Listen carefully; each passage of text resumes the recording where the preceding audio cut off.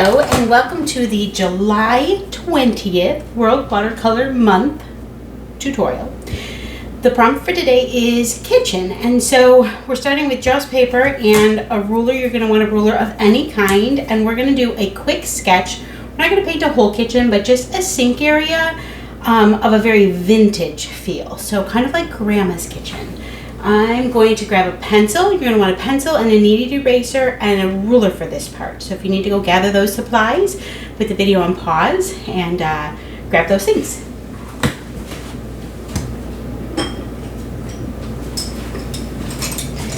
Okay, so one of the things I love about vintage kitchens, especially vintage kitchens from like the maybe 60s, 50s and 60s, is that often the sink was placed below a window and they had that cutest little scallop board above the sink area. My mom has that kind of kitchen, my grandma had that kind of kitchen, my first house had that kind of kitchen. So we are going to work that in. We're just going to do the sink area. We're going to keep this really simple. Doing an architectural drawing can be a little tricky, and so I'm trying to simplify so that we can just have this be fun, but not too hard. Okay. We're going to start with, in order to have that like adorable little trim, there's a soffit. I don't think kitchens have soffits as much anymore as they used to, but it was like this piece of, it's like the drywall. Okay, and then we're going to want to divide our paper in half. My paper is 7 inches wide, so the halfway point for me is going to be 3.5. You have to just measure the width of your paper to come up with the halfway point. And I'm going to make just a little mark here. And so this just gives me a good landmark to work off of. Now the kitchen sink is going to be, all right, here's another way. Let's make a few more landmarks. And you can mark on the tape. On the tape is a good place to mark things because then you don't have to erase it later. So I'm going to mark, I don't know why I didn't do that in the first place, but I didn't. So, okay, so I'm going to divide my paper in half this way, and then let's divide our paper in half this way. Mine is 5, so that means my halfway point is about 2.5. And I'm going to pop it over here. Same thing, 2.5. Okay, so that's my halfway point. I want to have space for my little scallop board, a window, and then the sink. And I'm not going to worry about doing a bunch of cabinets below. So I think in order to make this work well, I'm going to take this space here, which is 2.5, and I'm going to divide it in half again. And if I divide it in half again, it's going to be, just got to flip my ruler over here, it's going to be 1 1/4. So about there. And this does not have to be exact. It can be a little higher, a little lower. And I'm going to draw a line there. That's going to be where my countertop is. Now I need to create a front edge for the countertop. And I need to create the back of the countertop. Now, this is in perspective. So my back of my countertop, I'm going to make my sink, and my perspective line all kind of goes to the middle here, right? My sink is going to take up about, if I cut my paper in quarters here, right? So I have my halfway mark, and then if I divided that again in half, so that would be 3.5. I'll go from this side. So from 3.5, if I do that in half again, that's going to be 1.5 plus 1/4, so that's 1 3/4. And I'm going to do the same thing over here. 1 3/4. Okay, now I've got kind of my reference point. I'm going to start my sink here and here. Okay, and so the sink is going to sit just past where this counter edge that we just drew is, and I'm just going to hand draw it in. We do everything with a ruler. Sometimes it starts to look a little mechanical. And now my sink is going to sit, again, because I've got a perspective point, right? I'm gonna make another line here. That's about the depth of what I'm looking at for my sink. And then this is just it's gonna kind of angle back. And the reason it angles back is because this is like a little triangle, right? Same triangle, because we've got a perspective. And so in order to get these two sides right, you can measure if you want, but we're just gonna kind of, like, so if you wanted to measure, you'd go from the center point, you'd be like, okay, this is 1 1/8, and then you'd come over here and you'd mark 1 1/8, which is like right here. Okay, oops, so that's about where So I was a little off. There we go. There we go. Okay, so that is my sink. That's how we get perspective with our sink. And what we're going to do with this is, and I've got the corners just a little rounded. We're not going to do the center part. We're just going to make it like one deep sink. And so just draw a very light line from this corner down and this corner down, okay? Because that develops that the sink sits down into the countertop. I'm going to make a little ring because, actually I'm going to clean this up a little first. Okay. Now, around my sink, I'm going to make a little metal ring. You can simplify and not do this if you don't want to, but there's like a little kind of aluminum, or it's probably stainless steel actually, a little stainless steel ring that sits on the top of the sink edge and around the counter. And my mom's has this, my grandma's had this, and my original kitchen had that. Okay. Now, in the center point is going to be the faucet, and we're just going to do this really simple. Just draw a little tiny like arc, like the teeniest little upside down eyebrow, and then we're going to, and then go over just a little bit to the left, draw the same, now draw a little teeny oval, or little teeny, same thing, like a little teeny upside down eyebrow, and now we're just going to take this inner from here and here, and we're just going to make a U that's uneven. And the same thing for here, right? Okay, now we have our handle, and this sink has a base plate, and again it kind of comes back at the same angle that these do. And it's got a little eyebrow, little upside down eyebrow, and then we're going to make an upside down L. Upside down L. Okay? And that gives me my sink handles. All right. Now, this helps center everything else, just gives us a base for everything else. We're going to have like the edge of the counter is going to be just behind here. So where that metal plate is that you just made, you're just going to make a line just behind there all the way across. But just go over your, there you go. Go over your sink. You know, don't make it through your faucet. And then we are going to make a window right here. So using this as our center line, right, I'm going to just make a light line here.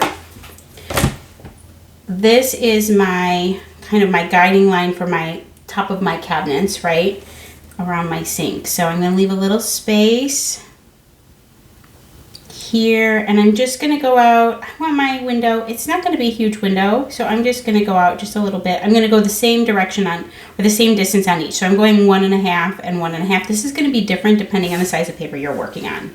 I'm working on this smaller paper, and so for me, and I'm just going to kind of go around here. Now again, I don't want it all of a sudden to get really too, I'm gonna hand draw in some things here. I don't want it to be so like stiff, right?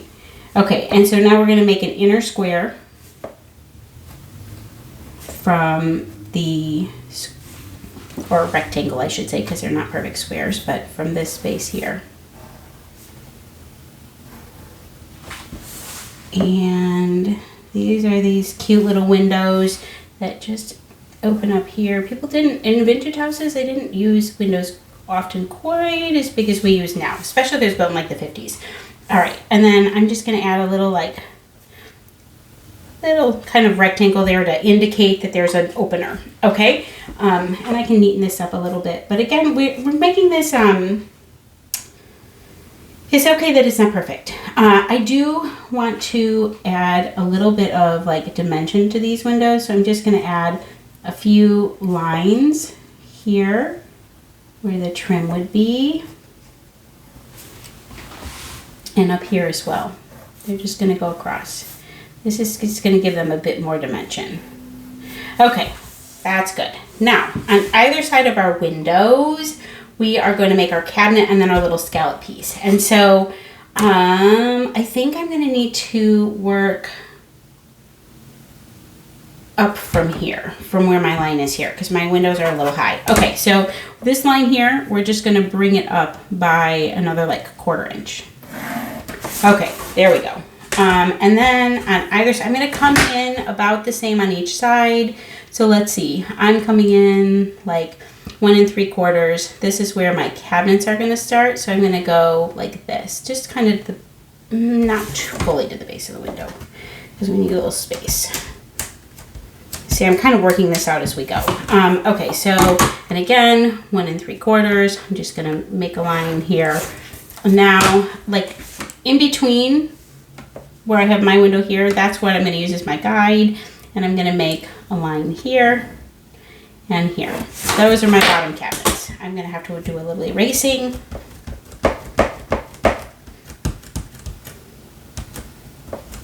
All right. And then we're going to go like this. And these cabinets have a cute little piece of trim here. And here, they're not scalloped, but just a nice little piece of trim. And then I need to erase this original line here because it was a little low. Now we have 2 lines here on this wood board. You can decide if you want to just keep yours straight, but one of the things I love are those scallops. So I'm going to just draw them in, and I'm going to use that line as my, and I'm just going to do some upside down C's or eyebrows, however you want to think about it. And then for these, I'm going to go solid. So it's going to go like that. So I've got 1, 2, and 3. There. Okay. Oh my gosh, I love that. I'm going to lighten that up and then just kind of neaten it. Neaten it up so it looks a little better. This is, when we're done with this drawing, this is good. We're going to do this a bit differently than we have for others. We're going to use some like ink techniques, which I think will be really fun. Okay, so we've got that. And then what we're going to want to do here is just maybe an inch over. These cabinets are coming off of, they're off the page outside of the view. So, oops, sorry. I'm going to just draw a line here and here. Make sure you've got this nice and erased. Okay, and the kind of cabinets that I had at my first house, they had these nice little like vintage, they almost look like a little diamond here. And then a diamond, whoops, diamond here. That's the kind of handles I'm going to do. So a little diamond, and I'm going to draw a little diamond, and then a handle. And I'm going to do the same thing here.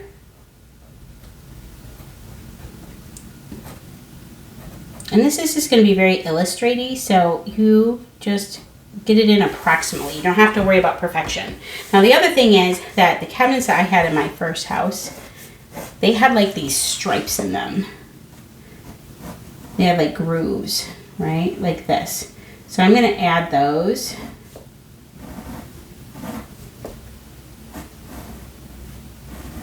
Okay. But this is going to have to be a little bigger. Those grooves are going to be a little, I don't want to say smaller, but I'll make those lighter. 1, 2, and then this one's kind of close. There we go. Okay, and just one over here because this is off of the frame. Okay, I really like that. Oh, it's looking so cute. You can see when I use darker pencil like this, I end up with some smearing, but we can fix that up when we use our pen. Okay, so now for the base of the kitchen, I'm going to come down right at where the edge of the sink is, and it's just going to have a little little double line, like a little, because there's like a little piece of wood that's built in there, right, that separates between the sink cabinet, because usually the sink cabinet is separate from these cabinets. And so I'm going to do the same, and actually this all lines up really well with this. So I'm going to come and I'm just going to do the same thing down here and replicate it. So this is where my cabinet doors start, right? And I'm going to do the same little, oops, diamond here and a diamond here with a nice line. And we're going to do the same thing here. And you could, if you do not love my kitchen, if you want to do your own kitchen, you could watch this, kind of how we're developing it. And then you could use, you could print out a picture of your sink area. You could use a picture online of a vintagey sink area. You just kind of pick what you like. and then do a tracing. Or you can use kind of the same method of using the ruler to find some landmarks and then hand draw in the rest. Okay, so for the sink cabinet, it's got this really cute panel right here. I'm going to hand draw that over, and it's got these grooves cut out of it just because it does, because they added extra decorative elements that they don't anymore. That's what's so cute about all this vintage stuff. And we've got one right here. And then right in the middle is where our cabinet is going to come down here. And I'm not going to do the handles, but I am going to do the grooves. Okay, so we're going to come here and here, here and here, here, here, and then the same thing here. So we're just going to 1, 2, 3. There's going to be approximately 3. They're not lined up particularly well, but that's okay. They don't have to be. This is just like a really cutesy thing. Okay, and these are maybe a little dark, so I'm going to lighten those up. I think I'm going to keep those lighter than I had originally done. All right, so then here's the thing. Before we paint, we're going to ink over all of this with a black felt tip marker. When you do this, you want to make sure that that black felt tip marker is permanent and the water won't move it around. If you don't have that, what you can do is add the marker last. You can paint this in and then add the marker. But for me, I like to do the marker now because then we're just gonna like splash some color in here. It's gonna be super fun. So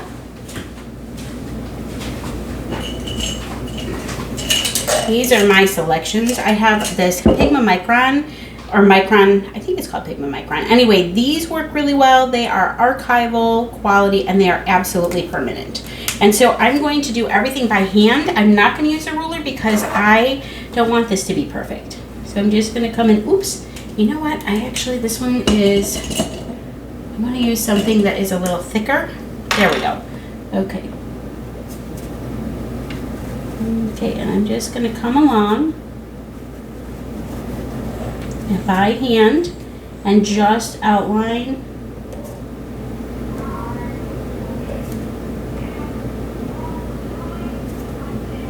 each of these marks that I just made. Now this is going to take a little while and I probably need to like move my paper. First I'm going to do all my horizontal lines. This is what works for me, is to go through and do all the horizontal lines and then I'll go back in and do all the vertical lines. I'm going to come up here and then here, here,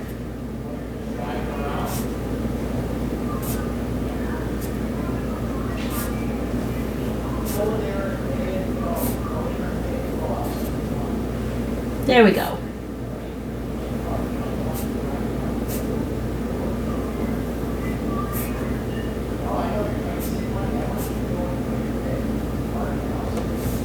Okay, there we go, and I'm just going to keep going. If you want to turn off the video so that the video doesn't get so long and go ahead and draw in yours, you can. I'm going to keep doing this on video just because then I feel like you see the whole process. Although maybe I should turn it off, I don't know. Alright, because this is slow. Alright, there we go. I've just gone around my faucet. Now I'm going to kind of pop up. And you can correct little things if you want to in here. Again, I'm not worrying about, this is just going to be this really cute illustrated drawing. Again, not perfect. And I'm going to be a little heavier with my line or my marker in some places and a little lighter in others. But what's really fun about when we're done with this is that we can be super colorful with it. If we want to use the actual colors, we can. If you want to just invent like your favorite vintage colors, you can. You can make it super 70s, you can make it 60s, seafoam pink, seafoam green and pink if you wanted to, reds, whatever. That's what's fun about this. Okay, so I'm going to go like this, and you can add as much or as little detail if you want, as you want. Like you could add little things on the counter if you want. I'm keeping this relatively simple, but if you wanted to add like salt and pepper shakers or some canisters or something like that, that could be super fun too. I'm not going to do that for right now, Okay, so I'm going to take these grooves and I'm just going to go like this.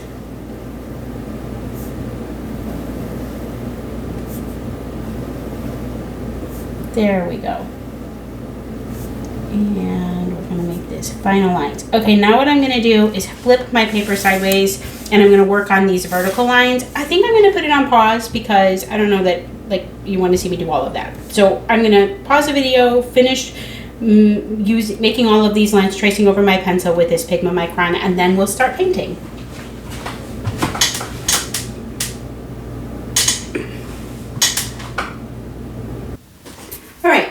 Drawing done. If you want to take a screenshot and just go ahead and print this and use it, you can. If you want to make your own drawing, that's okay too. I just wanted to give you an opportunity to take this and make a screenshot.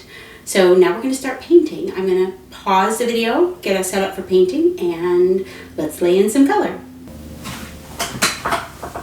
Okay, and I'm going to start by hydrating my paints. All right.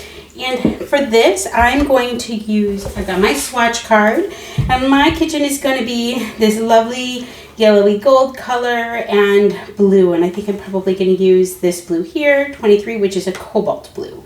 So cobalt blue and yellow, that's what I'm going to do in my kitchen. You could pick any of them. You could do like a turquoisey and pink, or you could use one color or two, whatever you want. And then for my wood color, I'm going to use my tried and true. Actually, for this, I think I don't want them to be, I think we're going to start with I know what we're going to do. All right, we're going to start with this lighter base color, which is a yellow ochre. You could also use a raw sienna, would work really well, or a raw umber. All of those would work well. And then we're going to lay our brown into it later. And we're going to try to paint this top to bottom. All right, so if my walls are going to be blue, I added a little tile here. My tile, I think, is going to be yellow. My walls are going to be blue, and my counter is going to be a soft blue. So I'm going to start with that blue, and I'm just going to get a nice pile of it. And so the thing about what's great when we work this way is that our pen mark really gives us our definition. So we're just dropping color in. This is kind of a fun way to work. I don't do this often, but it is really fun. All right, and then I'm going to come in here and I'm just going to pop in my blue wall color. And then my counters are going to be blue as well. So, and I'm doing really soft and light. I want it to be soft and light. You could go back in and add like a wallpaper if you wanted to. It could be like a cute little florally. You could do ink pen on top of this with little flowers, or you could do little polka dots, or we could make it plaid. There's all sorts of fun ways that you can make this really your own. So my countertop is going to be a little more, going to make it blue. Remember they had all those fun linoleums, and a lot of times they were like a marbly. So I'm going to just get my color in here in a very light way, and it's going to go, there's that little piece of countertop behind the sink faucet. I'm just going to kind of dab and drop that in. I need a little bit more pigment. And now we're going to just fill in back here. I'm working on 100% cotton watercolor paper. So I don't have a lot of water that I'm using here, but I'm using enough that it should stay wet for me. And now what I'm going to do is I'm going to go in with slightly deeper, and I'm just going to kind of make it that kind of marbly effect, right? And then I'm going to kind of go this way. But when I did that, I'm kind of going this way, kind of in the direction of the perspective would be, right? I'm going to dip down a little bit more, and we're just going to kind of make this marbly effect. Now, I'm going to go in with a little bit of paper towel that is crumpled, and I'm going to dot up because that marble effect is like, there we go. Be careful not to blot your blue paint on other things. Okay, so now as this dries, I can go back in and add more of that little like marbly veining, right? The drier it is, my mom has this like very similar style countertop, but hers is teal in her kitchen. It's very vintagey. She loved it. It was one of the things she loved about the house, was how it had that vintage countertops, very similar to what her grandma's house had when she was growing up. Okay, and then I'm going to do the same thing. I'm just going to kind of soften this up. I'm going to do this in a couple different layers because that's going to give me that kind of textury, fun, marbly countertop. You could make yours flat. You could do a butcher block if you want to. If you think of grandma's kitchen with butcher block countertops, then that's what you should use. I'm just going to, again, I'm just kind of repeating this, making these veining patterns. I'm just dancing my brush around, and I probably need to cross some of them because they do cross. Okay, and then I'm gonna blot one more time because that just softens them so they're not looking super obvious. Okay, I think I'm gonna leave it like that. There we go. I'm gonna call that done. Now I'm going to work on my cabinets. I'm going to lay down using my yellow ochre. I'm going to mix that right over here. Okay, and we're just going to use a nice soft, I add some water, nice soft version of the yellow ochre, and then we're going to pop in some of the browns. Okay, and my blue should be, it's not all the way dry, but it's dry enough. And I'm just going to fill in where my cabinet is.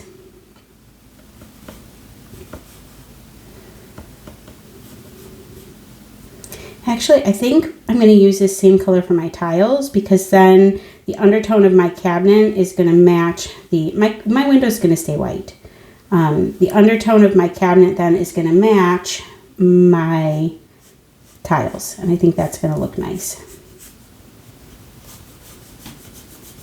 Okay, and then we're just going to pop that color in here. And I'm just going over the whole thing. Those handles are going to be like those black iron handles. You can see I had a little bobble with my pen, but we're not going to worry about it.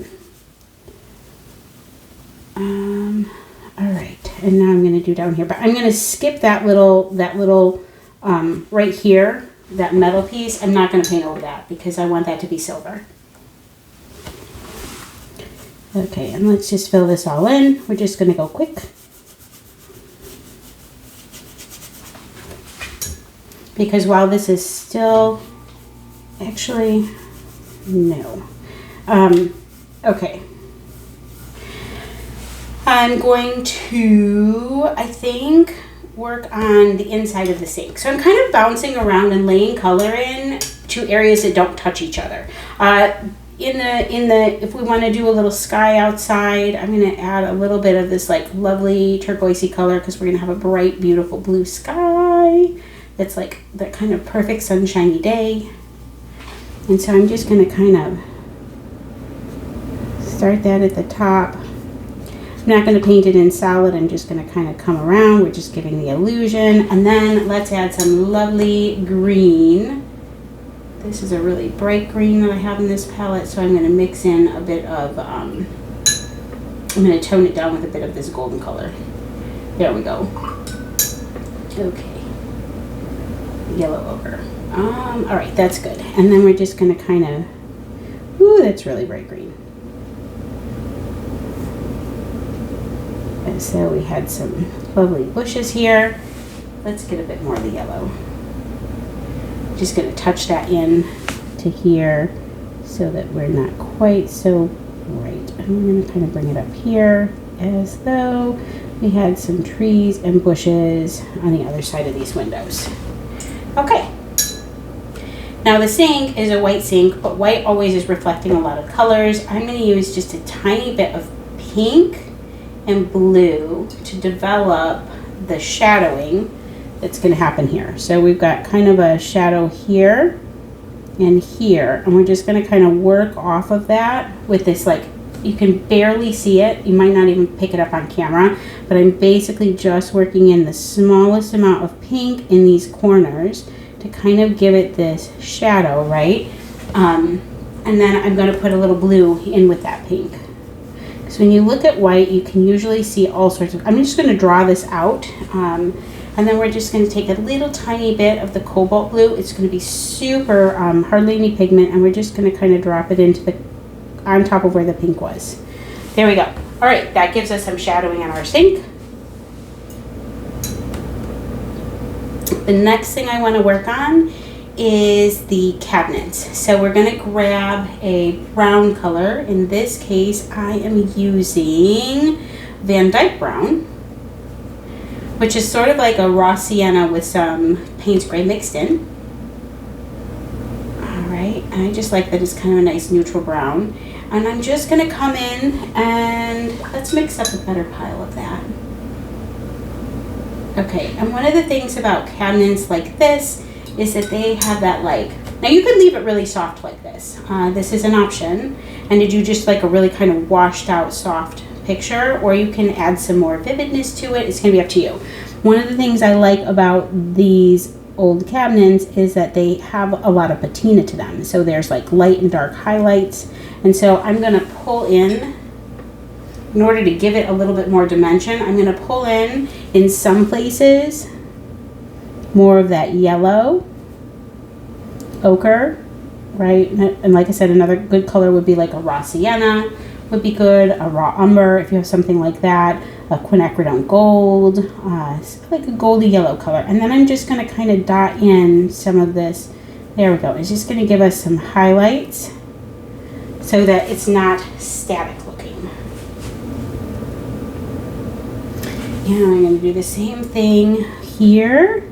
And I'm gonna come down in some of these lines a little bit separately. And when we did our initial wash, we didn't do that. We just painted it right in. But by separating out these little bits and pieces right now, it's gonna just give it a little more definition than if we just did one big swash of paint over the top. And we can pull in, we can pull in more dark brown in some areas. In some areas, we'll leave it lighter. I'm gonna do kind of, I think I'm gonna darken these little like trim pieces up, because that's what those are. Just make sure that you aren't setting your hand in anything wet. I'm being pretty careful not to do that. And now when I pull up and do each of these little boards, I'm just gonna pull from these different piles so that I have some darker, some darker and some lighter boards. And that's just gonna give them some definition. All right, here we go. So each one of these, I'm just gonna pull down, and I might do like, I've got a lot of paint on my brush right now. I'm gonna do a couple different ones. There we go. I'm going right over the top of those handles because we're gonna make those all black. And now I'm gonna go in, and these are gonna bleed together, and that's okay. But do you see how like doing this just gives it a bit of a bit more dimension? Because the colors are not exactly the same. I need to add a little more of this brown to my pile here. Let's add a little more of the warm color. Oops. And you're gonna kind of just play and drop stuff in, right? And you could do this in like funky comic colors if you want to be like really whimsical about it. You could do it in like fairy garden colors. You just get to pick. This is the thing about this kind of drawing, is that when we create this ink, I feel like there's just a lot of freedom to handle filling things in whatever way. I want this one to be a little darker. And this one right here. I've got like these little pieces. So I'm just coming in and filling this in. And now I'm like, ooh, there's not enough differentiation here. I'm gonna put a little more pigment into a few of these. It's always easier to build up than it is to take away pigment. So it's easier to go back in and say, okay, I want to add a little more to give a little more definition to each of these. But if we have them dark, it's harder to make them light. So better to err on that side. Okay, I really like the way that looks. I think that's really cute. So I'm gonna refresh my piles here because I've used them, and now I'm gonna do the bottom part of the cabinets in the same way. Oftentimes when I'm thinking about color and I'm thinking about perspective, you see that I left the lightest parts in the middle over here, not over there necessarily, but I'm gonna do the same thing on this sink. I'm gonna, because a lot of times like your light, not always, but sometimes your light is just strongest in the middle, right? If you have like a flash especially. So I'm just gonna go like that, and then I'm gonna pull in my brown to the outsides. And that's gonna blend together. But it's gonna give it some nice like interest as opposed to just painting it in with one color. Okay, and then I'm using mostly brown for these like vertical pieces. And I'm leaving this metal, this is metal, so I'm leaving that open. And I'm going to do the same thing I did before, where I'm just mixing in different colors. I'm going to be a little more careful at the top of this than I was on the other. Up here, I slopped it up a bit, but that's okay. These are just really like easy peasy paintings. I feel like these are a little less stress than some of the others that we've done, because you have this, it's kind of like, it's like old style coloring book. There's room for, because everything is so well defined by that pen mark, there's just room for just really playing around. Oh, I don't think my tape is very well sealed there. Okay, a little more golden yellow ochre. A little more of my Van Dyke brown, because I'm running out. All right, and then this one's probably going to be kind of dark, but that's okay.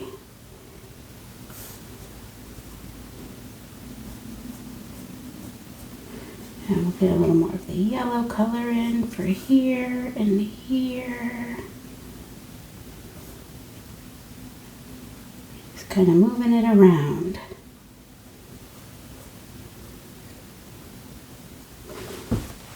Again, you can go back in and darken up any of these as you need to or you see fit.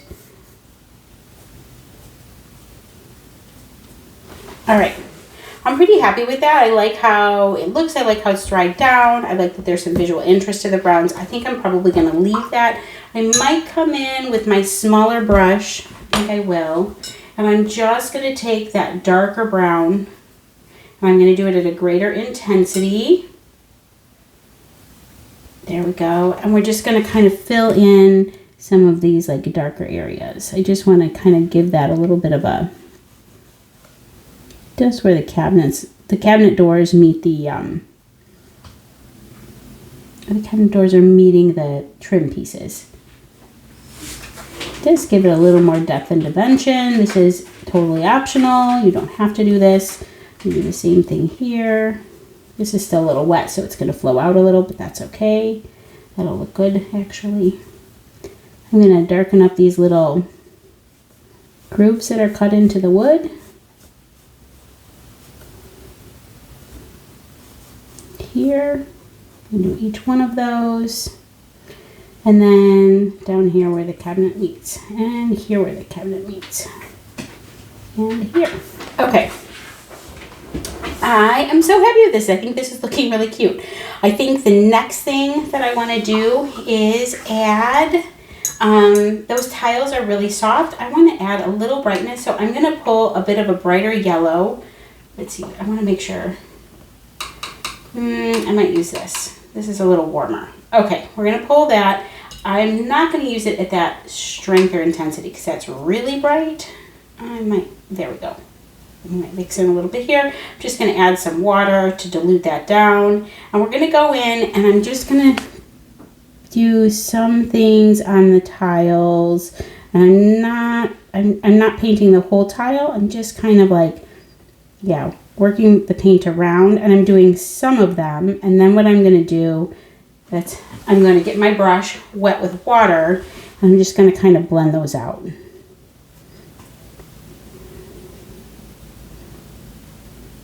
And I'm going to leave parts that are blank because I want the tiles to look like, oh, those are ceramic tiles. They reflect. They're not flat in color. I'm going to do the same thing for here. These are pretty bright, but that's okay. All right, and here, same thing. We're just gonna fill in a little. We're just trying to make them a little more interesting and give them a little more depth. And I'm gonna add some clear water, and just kind of bleed and soften those out. If we wanted to add a little more warmth back in, we can go back to this yellow ochre and pull in just along the edges. Oh yeah, I like that. Okay, because everything's wet, it's gonna bleed. So I'm just painting along where my lines are, and it just gives it some extra depth. And it's gonna fuzz and soften out because everything's wet here. And I've got this fairly intense on my brush. The color is fairly intense, but I'm using a very tiny brush. And I'm gonna come along the bottom here too, just to kind of ground it. Like this shows that, hey, this is the base, right? Okay, oh my gosh. I think this is so cute. I think the last thing I wanna do is mix up. I don't have a gray in my palette, so I always have to mix it. So I'm gonna use a little bit of French ultramarine with a blue, and that gives me a really nice gray. I'm okay with not having gray on my palette because I know it's just so easy to mix. And so I don't need to dedicate a whole palette space for a color. But I know Payne's Gray is a pretty well-loved color, and so if you have space, if you already have that on your palette, you can just grab it instead of mixing it up. Okay, so with this, these are where I'm gonna put a little bit of, I'm not doing the whole handles, but I'm just kind of dotting because this is shiny, right? And so if it's shiny, it's not all the way filled in. And that's the same thing for this, like there's reflections, right? And so I'm just kind of dropping some of it in, but I'm leaving. And I'm going to do the same here because this is metal. It's not, we're just going to, there we go. All right, it just gives the illusion. And then I'm going to mix up a darker version of that. So let me pull out my blue. And there we go. Now I have a much darker version. I'm going to lean this to the brown side, because I'm thinking kind of like copper color, and I'm just gonna dot in on these guys for the handles. I'm just filling up those little diamonds and then pulling down, and if I don't fill the whole diamond and there's a little white glimmer, that's okay. We're not gonna worry about that. We're just using a really light touch with this. Light touch. Okay, and I think we could go back in and we could add more shadowing, we could add more dimension, we could rework more of the cabinets, all of that kind of stuff. But I don't think we need to, so we're not going to. We're gonna just let it be. I think this is super cute. It's very illustraty. This makes me think of my grandma's kitchens, and my one grandma, she loved blue and yellow, so I feel like this pays homage to her. All right, thanks so much for watching. This was the July 20th prompt for kitchen, and tomorrow we'll be back to paint the next prompt. We are 21 days in, so only 11 days left because we go to the 31st, and then we have to wait all the way until next year. So thanks so much. Hit subscribe if you love the video, and I'll see you tomorrow.